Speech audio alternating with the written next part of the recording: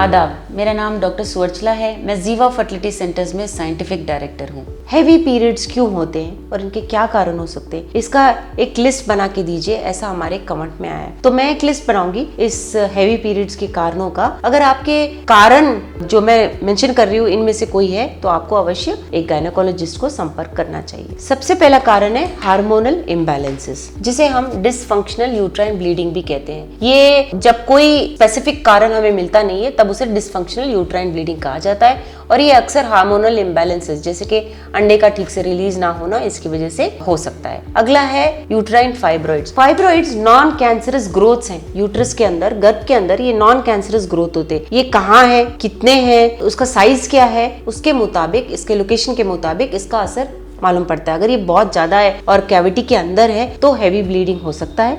अगर ये गर्भ के बाहर है, उसके आउटर वॉल मस्कुलर वॉल में है और अंदर की तरफ नहीं है, एंडोमेट्रियम जो एक्चुअली पीरियड में बाहर आता है उस पर कोई असर नहीं दिखा रहा है, तो हैवी ब्लीडिंग इसका कारण नहीं हो सकता। फिर उसके बाद आता है एडिनोमायोसिस। एडिनोमायोसिस क्या होता है? जो एंडोमेट्रियम होता है, जो ये अंदर का जो लेयर होता है, अगर ये अंदर की तरफ बढ़ने लगे, अंदर की तरफ बढ़ के मस्कुलर वॉल की तरफ जाने लगे तो उसे एडिनोमायोसिस कहा जाता है। इस कंडीशन में जो यूट्रस है बहुत सेंसिटिव हो जाता है और जब पीरियड का टाइम होता है तो पीरियड भी बहुत हैवी हो सकता है। ये भी एक कारण हो सकता है हैवी ब्लीडिंग के लिए। अगला है पॉलिप्स। पॉलिप्स भी एंडोमेट्रियम में छोटे छोटे फुंसियों के जैसे सोचिए, ये जहाँ है और जितने साइज के हैं, जितने नंबर है, उसके मुताबिक पीरियड्स भी हैवी हो सकते हैं। फिर उसके बाद आता है पेल्विक इन्फ्लेमेटरी डिजीजेस। ये डिजीजेस सेक्सुअली ओवर एक्टिव लोगों में होते हैं, जैसे कि क्लेमिडिया, गोनोरिया, सिफिलिस। अगर ये बीमारियां हो मल्टीपल सेक्सुअल पार्टनर्स की वजह से, ये पीआईडी इन्फेक्शंस की वजह से भी पीरियड्स इरेगुलर अवश्य हो सकते हैं। इरेगुलर ही नहीं, हैवी पीरियड्स भी होने के चांसेस बहुत होते हैं। फिर कुछ मेडिकेशंस होते हैं जैसे कि एंटीकोगुलेंट्स, एंटी इन्फ्लेमेटरी ड्रग्स, इसकी वजह से भी हैवी ब्लीडिंग हो सकता है। फिर आता है ब्लीडिंग डिसऑर्डर्स। कुछ ऐसे कंडीशन होते हैं जैसे platelet function disorder, blood clotting disorder, जिसकी वजह से हैवी मेंस्ट्रुअल ब्लीडिंग हो सकता है। Hormonal contraceptives. अगर आप गर्भ